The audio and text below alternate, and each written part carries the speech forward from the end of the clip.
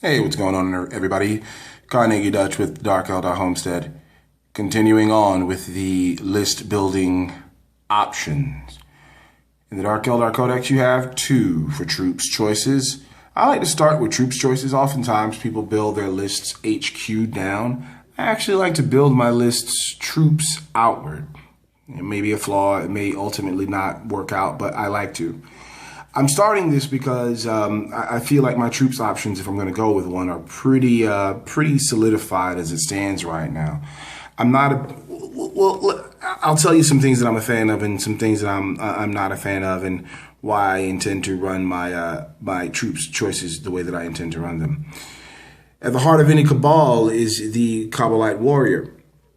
They are, for the most part, cheap, effective, pretty decent initiative. They've got a pretty decent weapon skill, great ballistic skill, and a really great weapon being the splinter rifles coming standard. And of course, they shoot poisoned shards, so you're always wounding on 4+ for anything that has a toughness value.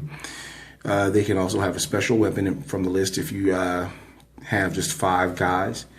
And if you bring 10 guys, you can bring a heavy weapon. The Kabbalite Trueborn can also take special weapons. 4 of them can take special weapons if you upgrade the Kabbalite warriors. Yeah, that's right. Let's be clear. You can have a Kabbalite warrior standard with a Cyberite, or you can upgrade the Kabbalites to Trueborn, and then the Cyberite, of course, would then be upgraded to a Drakon. They become elites, however, when you upgrade them to Trueborn. So that's sort of outside of the well-kin of what I intend to do. I never really ran the Blasterborn in the last edition. Just never really felt it was necessary. I was always able to bring enough guns anyway.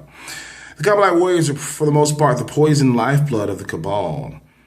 If you're considering yourself a top-notch Archon, then you're going to have quite a few of these guys in tow. They are powerful in stature and violence and temperament. The armor that they wear is segmented so that they're barbs and hooks that penetrate the wearer's nerve bundles, sharpening his senses with the constant sting of pain. So the armor itself is actually causing the wearer pain. You gotta love that. For the most part, I'm probably going to run these guys in squads of 5 with a special weapon. And on those days when I'm feeling, let's get a little focus there. On those days that I'm feeling particularly randy, I will bring a Cyberite who will more than likely be equipped with at least grenades, haywire grenades or something like that, because you can have one. And if I'm feeling even more randy, a Phantasm grenade launcher for when they decide to do a little charging. I've actually not looked up what the Phantasm grenade launcher does in this edition, so let's do that right now. All right, looked it up. It's, for the most part, it gives you, when you charge an enemy, they have to make a leadership test, and if they fail that, they take that many wounds based off how they failed, so probably leave that out. But, yeah, so that's pretty much how I would do these guys. Groups of 5, possibly with a Cyberite, certainly with a special weapon, and a Venom. And this Venom is equipped with an extra splinter cannon. This makes up for the lack of guys in the group. You got extra splinter cannon shots, gives them mobility. The Venom, again, is awesome because of the Night Shields, flicker fields as well.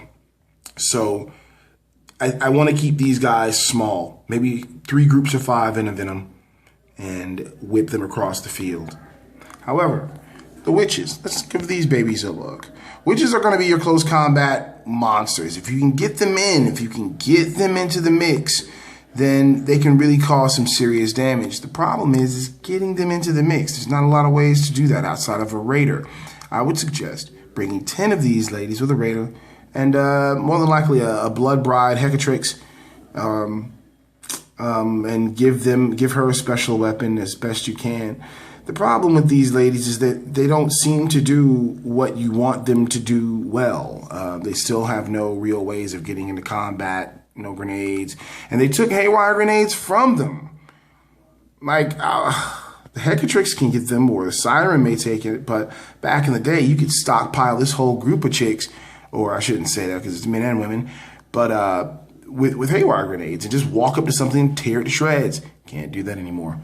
So now they're even less appealing to me. Great models, got plenty of them laying around, but they will continue to lay around for these guys. Kabbalite warriors, 5 in a Venom, special weapon. Venom has an extra splinter cannon. And 3 of those flying across the board, roughly about 450 points. I may just run 2 to bring it down to roughly about 300 points, and that'll be my troops. They'll be the sort of harrying unit that can snap up an objective late in the game. Here's to the Kabbalite warriors. Witches, sorry ladies, gonna have to pass on you this time.